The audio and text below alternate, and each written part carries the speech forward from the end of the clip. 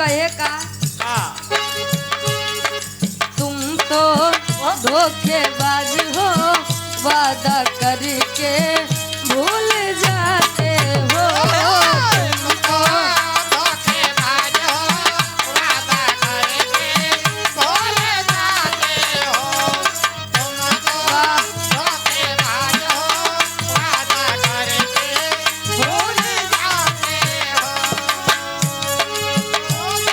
रोज रोज तुम जो सनम ऐसा करोगे, रोज रोज तुम जो सनम ऐसा करोगे, हम जो रूठ जाएंगे तो हाथ मलोगे। आहा तुम तो धोखेबाज हो, वादा करके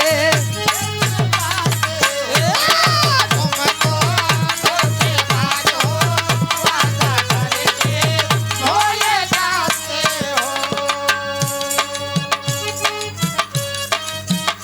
वाह बाबा जीता था जिसके लिए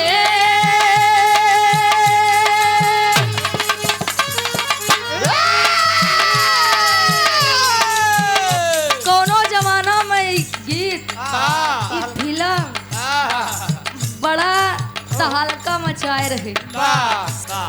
प्रेम ऐसा चीज यार, डब्लू गुरुदेव हंसत खेलत इंसान का बहुत सरवा बड़े तरह में पागल प्रेमी दीवाना कहे का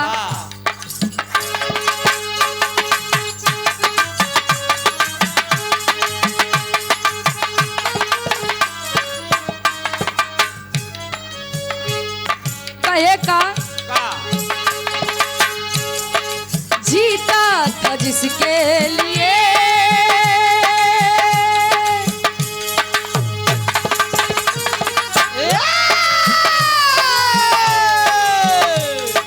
जीता था जिसके लिए, जिसके लिए मरता था। जीता था जिसके लिए,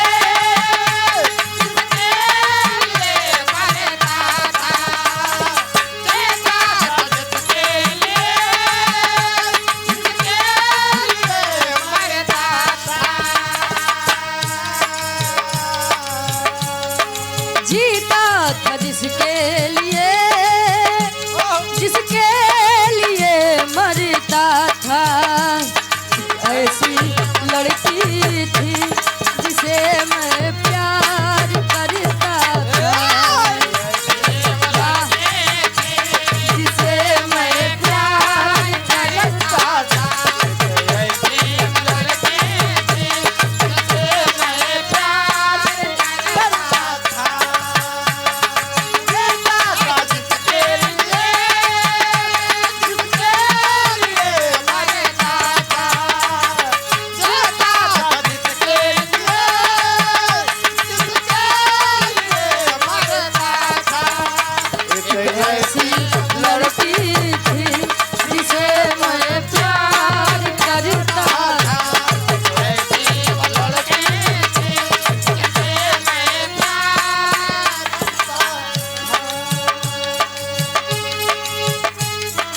वाह